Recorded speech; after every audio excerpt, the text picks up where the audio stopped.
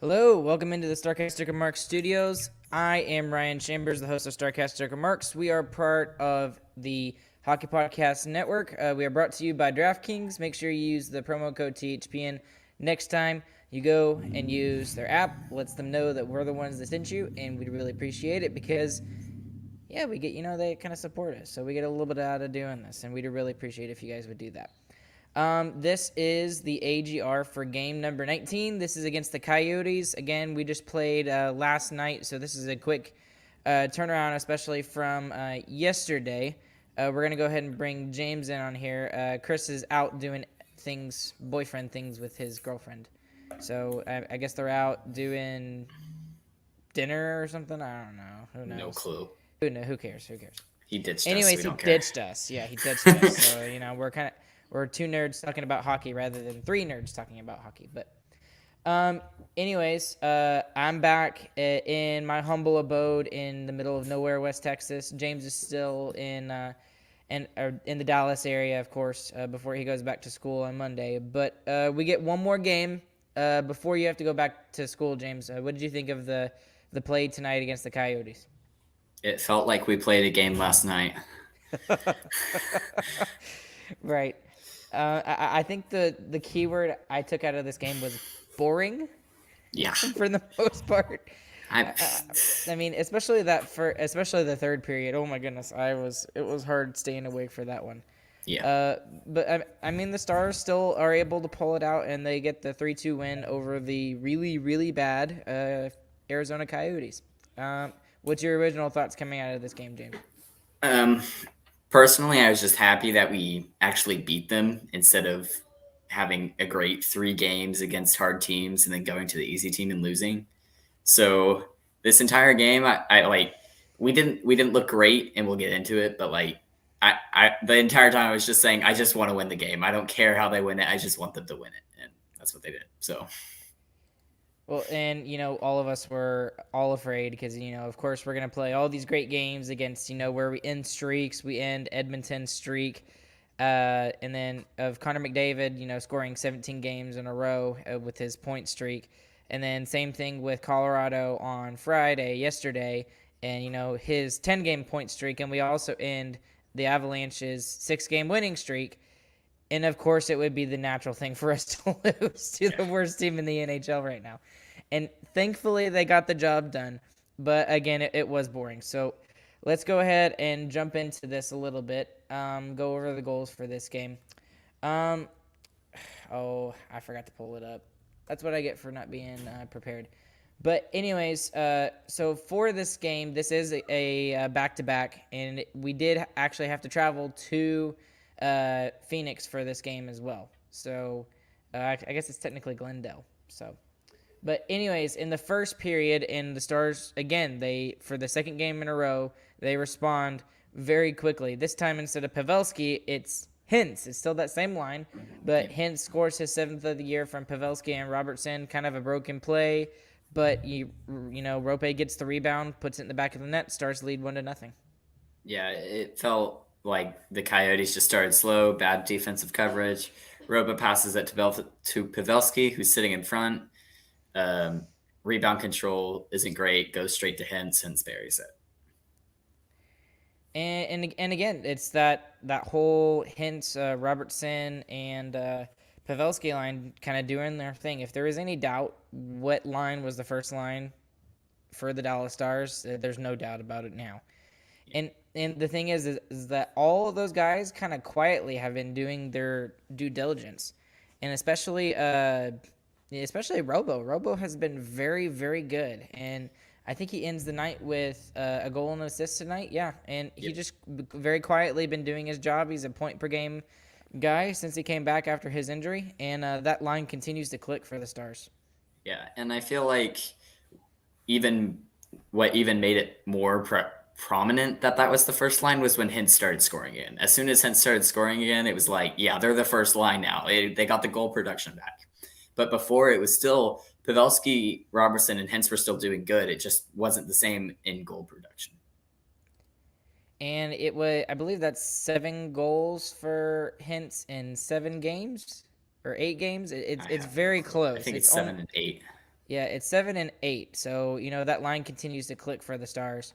However, about 3 minutes, actually exactly 3 minutes later, former Dallas star Antoine Roussel. It's good to see him. He scores his second of the year for the Arizona Coyotes after a stint in Vancouver for a couple years, and he gets his second of the year from Louis Eriksson and Anton Strawman, and that was kind of a fluky goal. I mean, it was a great play by Roussel, great hand-eye Yeah, coordination, but it great looked like patience on it for too. yeah, it looked like for a second that it was going to be called a high sticked goal and it wasn't going to count. But however, it did, and they reviewed it, and the score is 1-1 about 4 minutes into the game. Yeah, it's just great patience from him. He started to come down on it, realized how high the puck was, and just stopped, just froze, and waited just long enough. And then later into the first period, there was a really scary incident on the left hand side to the right of Scott Wedgwood, the goaltender for Arizona. Jacob Peterson actually ran into the boards, and it basically went. He was on his knees and basically went face first into the boards, and he went off the ice. Was gone for about 7 or 8 minutes, and then he comes back towards the very end of the first period, and he scores a goal from Foxa and Radulov. He gets his third of the year, and it puts the Stars up 2-1. Yeah, every time I see a forward go into the boards like that, I always take a huge deep breath. And I think the big thing for what probably stopped Peterson from getting hurt on that play was that he got his hands in front of him and he got his head up like just above the bottom of the boards. So it's really scary when you see it, but it's nice for him to be able to come back and even score a goal in the game. So And then the other thing about that period in particular is I love that we took advantage of beginning of the period, end of the period goals, and especially taking a 2-1 lead going into the first intermission, that's huge for any team. And normally when you're leading, going into an intermission or whatever, you feel a lot more relaxed. You feel a lot better about how your play went, despite how the period went, and you're able to take momentum from that period going into the second period. So great job by the Stars here, getting those two goals going for a really tired team. I mean, we played. I mean, the Avalanche are a good team. So, and since the fact that we're up 2-1 going into the first intermission, great. And on top of that, they're 5-on-5 goals too. yep. Not to mention. And so going into the second period, you can really start to see some of the fatigue, especially in the top four defense for the Stars. However, the game goes on about 5 minutes in, 4 minutes, 24 seconds to be exact. Capo Bianco takes a shot from the point, kind of bounces around a little bit, a really awkward bounce, and it kind of jumps in, and Travis Boyd is the one that it bounces off. He gets his fifth of the year from Capo Bianco, like I said, and Kessel, and that ties the game for the Arizona Coyotes very early on in the second period. What did you think about that goal? I mean, it's exactly how the teams who don't have as skilled players are going to score. And for a lot of the game, that's what it felt like. It felt like we were trying to play against the Edmonton Oilers when the Coyotes were on the other side of the ice. Like you can't play those teams the same way. And it just felt very. It is a back to back, and that's part of it. But it felt like they just had no physical play in this game, which I'll chop that up to be just back to back this time. I just hope that the next time we play another opponent that's low in the standings, it's not like that. Yeah, and speaking of which, that's not going to be the case for our next game. We'll get to that at the end Yeah. of the podcast. But, anyways, play continues on, and it's kind of back and forth in the second period. It was more the Stars in the first period. It was more even in the second period. However, the Stars get their third 5-on-5 goal of the game. They didn't have to rely on special teams tonight, and it was a beautiful pass from Andre Sekera to Jason Robertson in a really broken defensive coverage by the Arizona Coyotes. I mean, how do you leave Jason Robertson open on the side like that, just to the right of the goal? And he just, I mean, it would have to be like I don't know how you missed that. Anybody could have put their stick on the ice right there for that goal and Mhm. pushed it in. But nonetheless, Jason Robertson, he gets his fifth of the season from Sekera and Pavelski, and that puts the Stars up 3-2. Yeah, and I'm not gonna lie, I thought it was Klingberg at first that that made the move on the point up there. It looked like something Klingberg would do, and then the cross ice pass, I was like, that was Klingberg, right? No, it's Sekera. It was a great play from Sekera to be able to see that and actually get it through. Kind of helps when you get a little bit of a rest, right? Yeah. When you when you didn't have to play the night before. That was the only lineup change for Rick Bowness and the Dallas Stars going into this game was getting Joel Hanley out, and then Andre Sekera goes back in. So and Sekera takes advantage of it. He makes a great pass, an absolutely brilliant pass. And then really after that, Yeah, that was it. I mean that I was mean, really the it. refs called some penalties after that, but like that was it. That was the whole game. Yeah, I mean, and then that literally all those goals happened in the first half of the game, and then the second half of the game was kind of like meh, Yeah, boring. even after that goal, I literally was talking to Dad during the game, and I literally said I would be perfectly fine with the game ending 3-2. So that was it. That's how the game ends, and we get the 2 points. I'm happy about it. Right. Likewise, me too. So let's go ahead and get into the third period a little bit as kind of one of my takeaways for the game because this is the second game in a row where I have not liked the third period. Even though the Stars looked great overall in the game against the Avalanche, we were outshot 20-1, like no joke, 20 to Yeah. 1 in the third period against the Avalanche. And then in this game tonight, we were just letting the Coyotes walk all over us. I really feel like if we had a 3-2 lead, and if that had been, I don't know, the Florida Panthers or the Carolina Hurricanes Oh or yeah, that Tampa or one of these we top would have five lost teams, that we game would have lost that game easy. easily. And this goes back into the whole what we call turtle mode, kind of what you, me, and Chris have called Yeah. it. And I get really frustrated watching them play this way. Now I can kind of push it off for tonight. I get it. It's Yeah. the second night of a back to back. It's not like you flew in from another city or something. You came from home and you went straight to Arizona after the game yesterday when you had a great game and you celebrated it and everything. I get that. But the fact that we did that against the Avalanche kind of concerns me a little bit. Yeah. And eventually, this whole turtle mode in the third period, if we have a 1, 2, 3 goal lead, it's eventually going to falter. And I really don't like the way that the Stars have been doing that in the past two games in the third period. What are your thoughts on that? Anything to add to that? Am I stupid? Am I I mean, correct? it's something that has been very prevalent since Bonus has become the head coach. Is that when we're winning the game and it goes into the third period, it feels like it's inevitable that we're going to start doing the little turtle thing and just sit back and block the shot lanes and whatever. And tonight, I don't think it was that bad actually. They got a couple of good chances, but we were actually shot But blocking tonight. It's the Phoenix Coyotes though. The Arizona That Coyotes though. that's part So, of it, yes, but also even in that Avalanche game, and I'm gonna keep talking about it because it was just last night, but we weren't blocking shots in the third period at all. Like we should have probably at least let in another goal in that third period, without a doubt. I would just like to see a little bit of a difference, like I saw in the Edmonton game. In the Edmonton game, I felt like we actually pushed. And, I mean, yes, we weren't like super heavily offensive in that third period in the game against Edmonton. And we were still focusing on the defensive side of the puck, but it's not like we just like took the puck past the red line, dumped it in, and changed. Yeah. I hate that because, that just basically giving all the momentum that you set up for your own team and just kind of giving it back to your opponents. Yeah.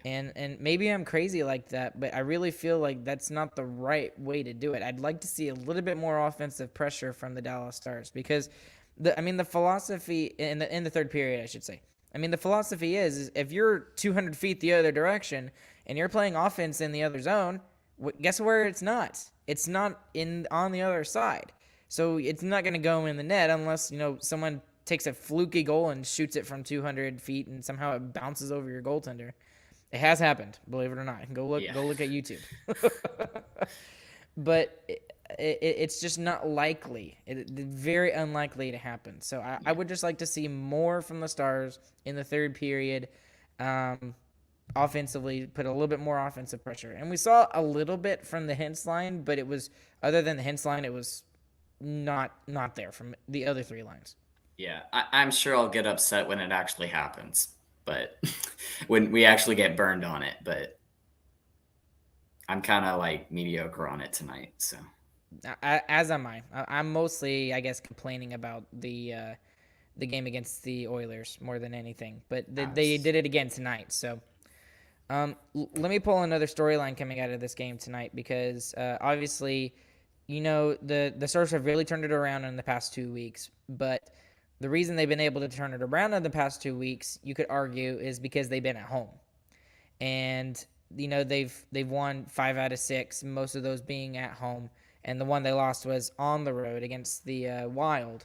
And then they go into the game tonight, and we're all expecting them to lose this game because they've played great the past 2 games. You're on a back-to-back. You're on the road. They had all of the quote-unquote intangibles against them tonight. However, even though they had those against them, they were able to pull out a road win. So talk about the fact that the Stars were able to pull out a road win tonight. How do you feel about that? I mean, it's nice. It's against the Arizona Coyotes, so I don't know how much Arizona, that actually. Arizona. Don't hurt me. Yeah, I some don't of know that how Southern much draw coming out. right, but I don't know how much credit I actually give them for a road win. We get to go home for another 3 games till we play Vegas in December on the 8th in Vegas, but I, we'll see. It's nice to get the win. It's against the Arizona Coyotes. Should have won. They won. That's about it. Yeah. So I guess it would be more interesting to see how they do against Vegas when that comes up on the 8th. You said Yep. that's on Chris's birthday. So on Chris's birthday, we get to see the Stars take on the Vegas Golden Knights. So, um, anyways, let's look at some of the stats for tonight and talk about some other things. Before I pull out some of the things I want to talk about, is there anything in particular you wanted to talk about? I mean, not really. Not really. Honestly, like It's kind of a this boring was one of game. the yeah, this was one of those games. Like halfway through the game, the game was over. Nothing else happened. There were a couple of good saves, a couple of good chances, but nothing too major. So I mean, Holby gets to start in net tonight, so that's kind of a big deal because lately it's been Ottinger.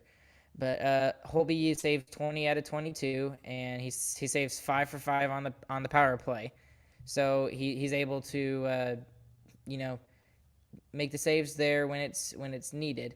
Ends with a 926 save percentage, is pretty good. A yeah, very good night for him.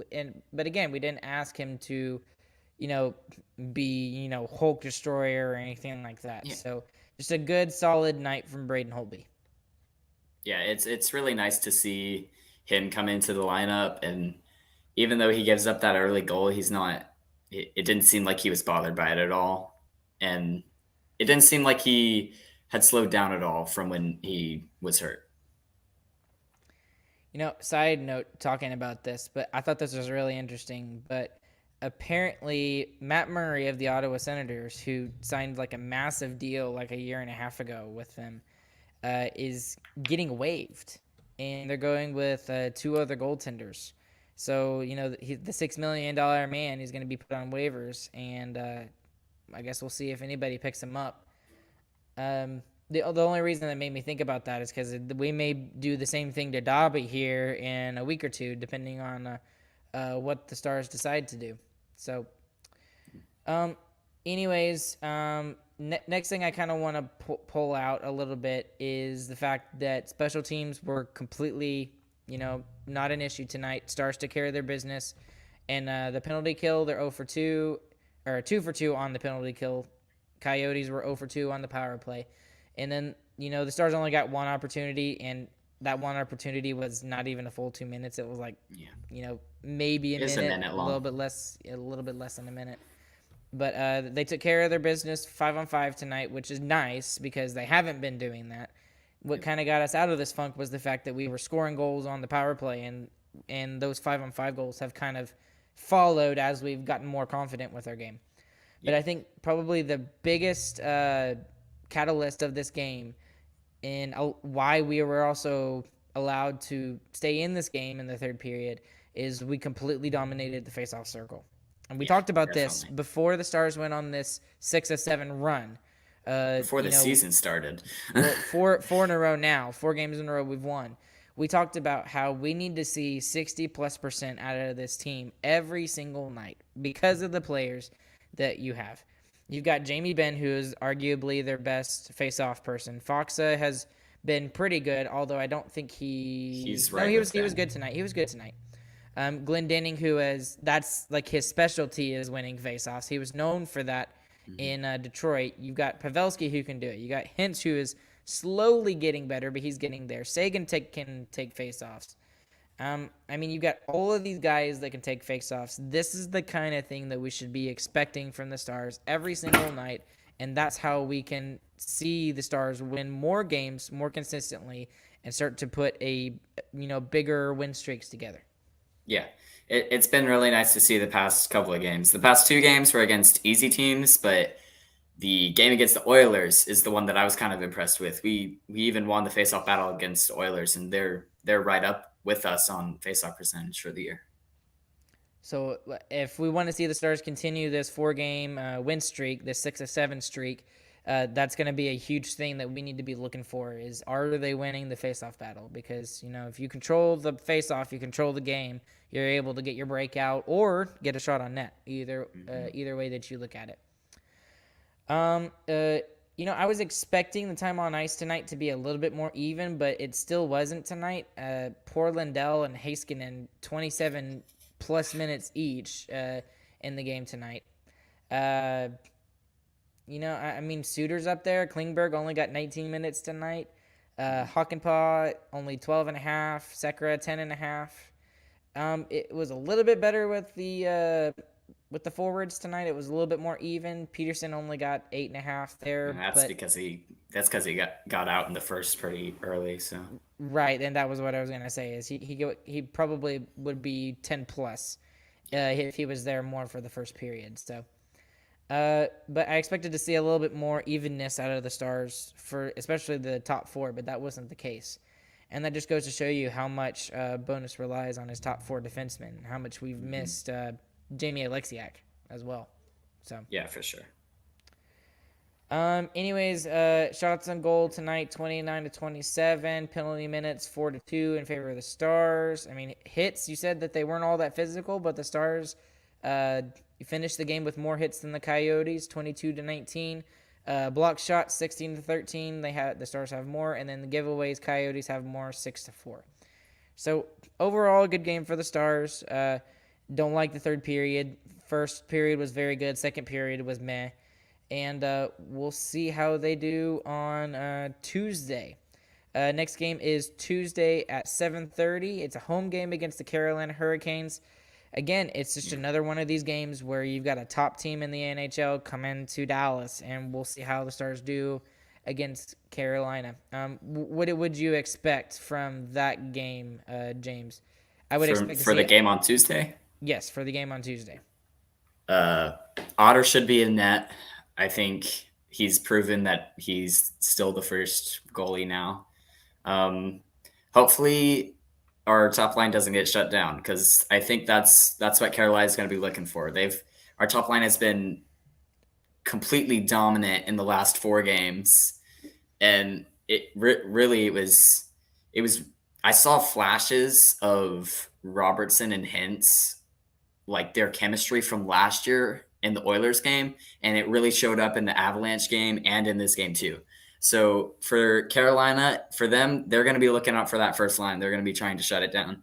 So I'm probably looking towards um, power play and third and depth scoring for Carolina on Tuesday. For me in particular, what I'm looking forward to is I'm looking forward to seeing Tyler Seguin contribute more offensively. And part of that is the players he's playing with, but I really Yeah. think that he's one of those guys that can take a line and he can make them offensive just because of how Yeah. dominant he is. We haven't seen that yet, and this goes to your point about the depth scoring. We need to see that from him. We really do. We really need Yeah. to see something from him, and we need to see more offense from him because eventually that top line is going to get shut down by somebody, Yeah. and someone's going to have to score in order for us to win games. So Especially with them scoring early in the last two games, Carolina's going to be gunning for them. So we got to have someone else step up and score, unless our line just scores anyway. That would be awesome. Well, it's a short one tonight, guys, but there ain't much to talk about in tonight's game. James, got anything else you want to mention before we close it off tonight? Nope. Hey, how about Michigan over Ohio State, man? I'm sure That Aggies lost too. I'm sure Christian's thrilled about that. who did they play? They played LSU. They Oh lost my 27 to goodness. 24. I don't LSU understand Aggie LSU scored a football. touchdown in the last 20 seconds. I don't understand Aggie football. Mm-mm. You have you go into the season ranked 5th. You lose all these games. You beat Alabama. Yeah. And then you lose to Lose to LSU. it. Yeah, I come don't on. get it. Whatever. I don't get college football. I still watch it, but still I don't get it. Anyways, guys, we're gonna call it a night tonight. Make sure you guys follow us. You can follow James at James the Bomb 02. You can follow me at Starsboy12. Follow the podcast stuff on all our social media accounts. We got Instagram, we got Facebook. We have our YouTube channel. Obviously, Twitter's the one that we're most active on. But we're also on Twitch. Make sure you go and follow us on all of that stuff. We'll be back with you guys again on Tuesday. And we hope you guys had a great Thanksgiving. We definitely did. And we'll catch you guys on the flip side. And you guys have a good evening, morning, whenever you're listening to this. Bye. See ya.